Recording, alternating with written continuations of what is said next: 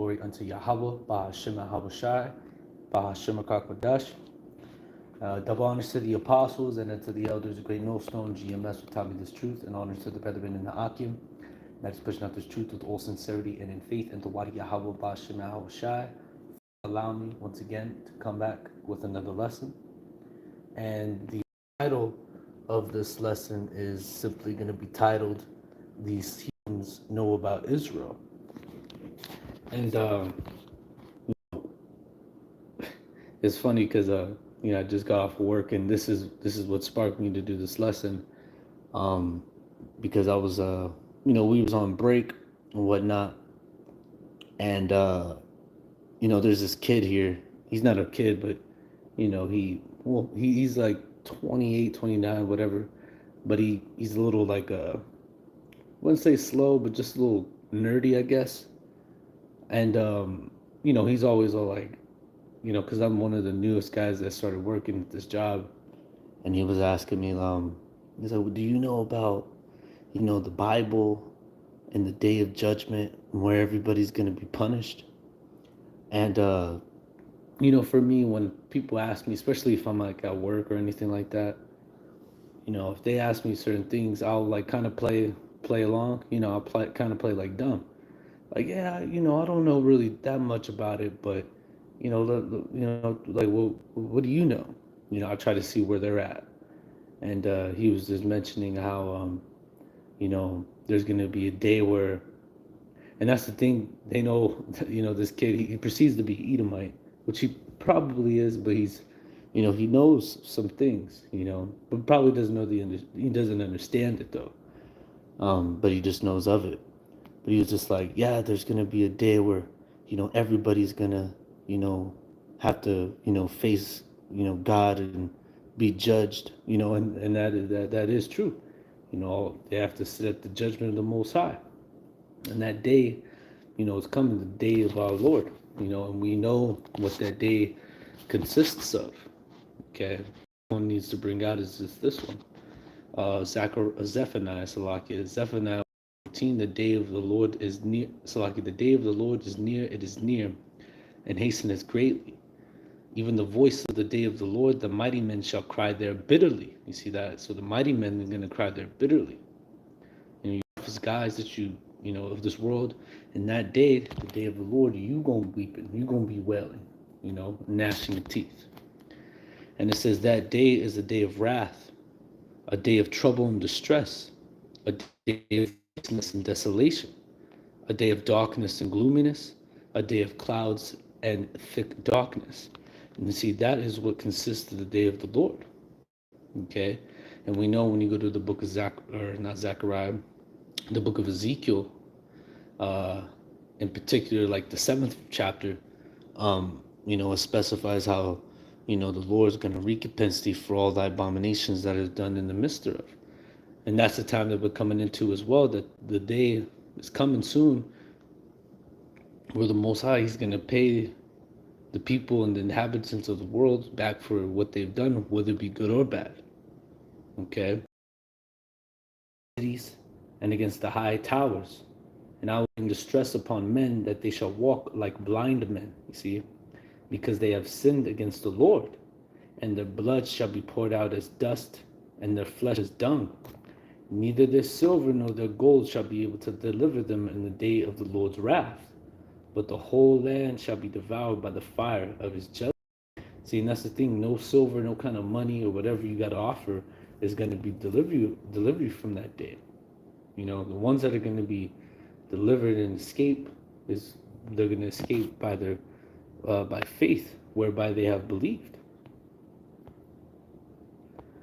2 Ezra chapter 9 verse 7, and everyone that shall be saved, right, shall be able to escape by his works. See, so what you do on this side, and by faith whereby ye have believed, shall be preserved from the said perils. And what is coming? The lamentations, the mourning, the woe. All right, 2 Ezra 15. The Most High mentions that he will behold, I will bring plagues upon the world, the sword, famine, death, and destruction. Okay, and it says here,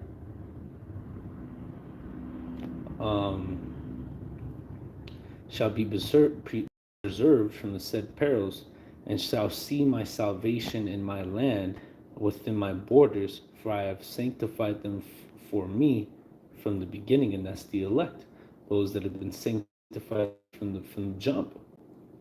There's particular souls in whom the Heavenly Father created that, he's like, I always use the example like, this is going to be my man, this is going to be my guy, you know. And then you have the other soul who the Heavenly Father creates, and it's like, all right, this person, he's going to be, wicked, abominable, or he's just going to be just a person of the world, you know. You have those that were chosen to receive salvation, and then you have those that have been condemned, already. Just as it says in the book of James, or I'm sorry, not James, book of St. John, chapter 3, verse 18. And it says, but he that believeth not is condemned already. See, and the word condemned, when you look up that word, it goes into the definition of the definition of sentenced to a particular punishment, especially death. So you have those that have already been condemned, chosen to live, and those who were destined to die, So coming back here to Second Ezra, not Second Ezra, go back to Zephaniah 1 and 16, 18, and it says, neither the silver nor the gold shall be able to deliver them out of the day of the Lord's wrath, but the whole land shall be devoured by the fire of his jealousy. And where's that fire going to be coming from? From the missiles, and also from the chariots, okay, which the world calls UFOs today. And it says, for he shall make even a speedy riddance of them that dwell in the land. See, it's going to be a quick but brutal judgment, Most High, he's going to, what's the definition, or what's the word I'm looking for? He's going to really eviscerate you guys, eviscerate you people out here. You don't cut your heads off, from heads, from limbs to limbs, whatever, man. The Most High, on that day, the day of the Lord, he's going to get down, okay? He kept mentioning that to me, about, hey, there's going to be a day where everybody's going to be judged by God. And he was all like, and if you're there and you hear me getting judged, cover your ears, because I don't want nobody to hear what I've done. You know what I mean? I was just like, I started just chuckling, because he brings it up quite often for the last, couple days. He's just been bringing these things up, and I never talked to him or mentioned the Most High or anything about him, to him. But today was what really got my my attention, because he mentioned the day of judgment, the day of the Lord. How everybody's gonna be burned by fire if you're not God's chosen. And then he was all like, and we're all sitting here at the table, where everybody kind of eats. And he was just like, and just know that the ancient Hebrew Israelites, they were black. And he was like, and what that means is they're black, that means Jesus is black and God's black. And then most likely the angels are black. And then I'm looking at it, I'm like, what the fuck? You know what I mean? Because I'm just like, okay, so he must have, you just don't, I mean, some people can acknowledge that, like, okay, I don't believe, like, who the world calls Jesus is black, and, God. But for him to say the Hebrew Israelites were dark-skinned people, I was like, what? I was like, how the fuck does he know this? And I was just like, well, hey, this word's been going out, man. All right. And I think he's probably came across, maybe not our videos or mine, but definitely, somebody, so one of the Israelite camps, for him to know that. And then, I think he had said something like, and that's why I try not to be, mean to black or something like that, you know what I mean? Because, people, I'm sure that crosses some Edomite's mind where it's like, man, if God really is black, what is he going to do to us, for what we did to his people, I'm sure that crosses the devil's mind probably every day, man. But he had mentioned that, the black Hebrew or he said the Hebrew Israelites were black, And if they're black, that means Jesus is black. So I was like, okay, he knows. And that's why, and I think a good reason why he knows this is because this word has been going out throughout the four corners, you know.